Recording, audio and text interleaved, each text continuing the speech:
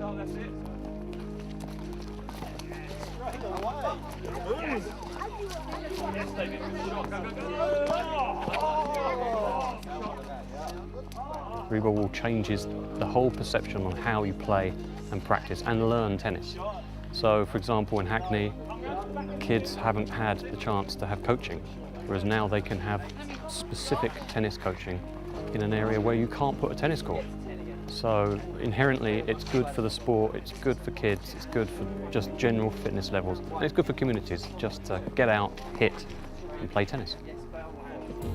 Installing a REBOwall helps any community. It expands tennis into areas where tennis isn't played. For example, here at Hackney, the kids just play football, whereas now they can pick up a racket and start playing tennis and practicing whenever they want. I'll be honest with you, I'm actually happy it's raining because it shows everybody that you can keep going. I think that too much of tennis is shown to be like indoors, you know, the moment, you know, it's too cold or something like that, people are so quick to put a roof over their head, whereas this is one of the beauties of this, that, you know, kids, you know, can come out here and play. If they love the sport, they won't even notice it's raining because they can run around and play, and you don't need the right footwear, you can just come out here. So to be honest, I think this was actually the perfect scenario tonight. Look at where we are right now. Where are you going to stick a tennis court here? I mean, most schools are struggling for space. You know, let's be honest. So a tennis court takes up an enormous amount of space at a school where you can virtually only have 4 kids playing on it. So you've got something like this where you can have, you know, kids playing 3 at a time, you know, 4 at a time against it. You're obviously going to have a sense of community in the schoolyard where the kids can play together and they can have fun and they can have a good time out there. So I do feel as though it's something that's massively important. The Rebo mission is to get a wall in every borough, in every park, in every school.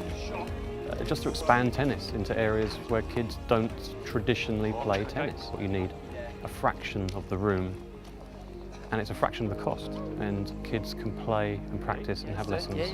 Well, you enjoying that? You like that game, do you? Like that? Should we do one more time? Okay, one more time round. Okay. My aim for REBOwall is to initiate a REBOlution, if you like, a new way of playing and practicing tennis.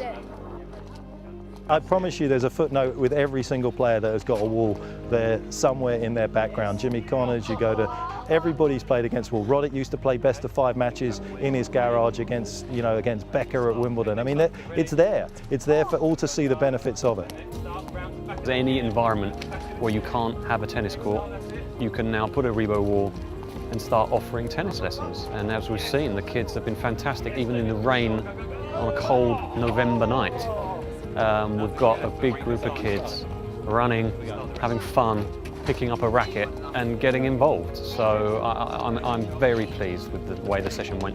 And the fact that it was raining just kind of exaggerates and emphasises the way that Rebo penetrates into non-traditional environments. This is as non-traditional and un-tennisy as you can possibly get. So I'm very happy that the kids were so enthusiastic.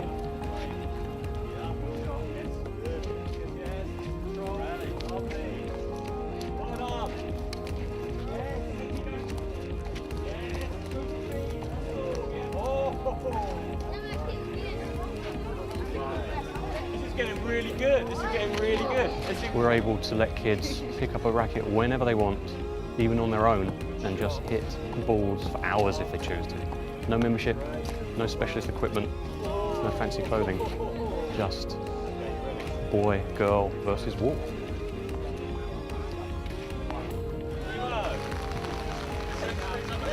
On 3.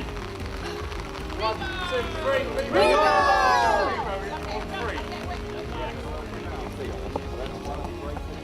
Lots of good players played against the wall. Federer, Roddick, do you remember Andy Roddick ever? Played at Wimbledon. Djokovic played against the wall, absolutely. Next start, that's it. Up above. Yes. Yes, David, good shot. Go, go, go.